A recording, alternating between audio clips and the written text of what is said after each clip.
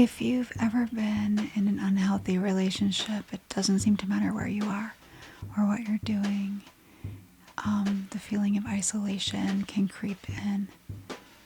And so for me, when I got out of my situation, I was amazed at the sense of freedom in simple chores when there wasn't constant emotional upheaval. I enjoyed just taking my clothes, going to the laundromat without this sense of heaviness and walking on eggshells. And that feeling of freedom lasted a long time.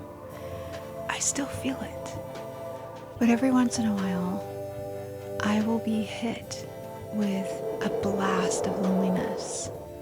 And recently it came to me in the laundromat, taking my own clothes, paying my own money, washing my own things, no one available to chat with at that time. And I just found myself extremely lonely. None of us are immune. I remember seeing a tattoo on the lead singer of Florence and the Machine, and it said "always lonely," which seemed such a strange irony to me. The fact that she's surrounded by hundreds and hundreds of people that are coming and flooding to her stage to listen to her sing. Yet here she has this tattoo, and I heard her talking about it and saying that's her perpetual state, that's how she feels. And it reminded me of a documentary I'd seen on the Beatles and how in their height of fame, they ended up being prisoners in a sense of these hotel rooms. They couldn't go out in the normal world. The more famous they got, the more isolated they got. Even Jesus experienced it on the cross. Even in a crowd when he was honored by men, he said he knew what was in men's hearts and took it with a grain of salt. Their praise and their insults, alienation, isolation, none of them understood him completely.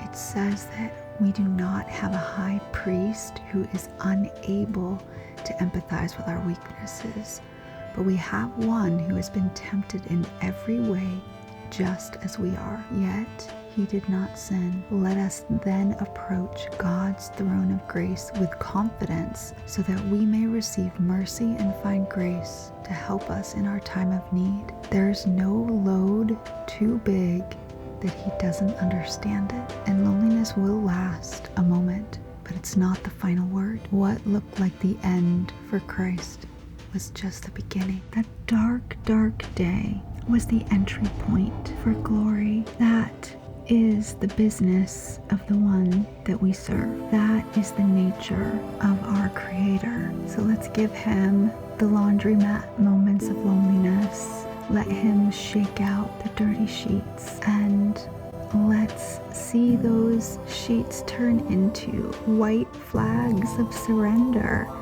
to the one who is our Savior, our High Priest, our Maker and Master Artist, who steps into the darkness, even now into your day of shadows, to experience it with us and to use it as an entry point for glory.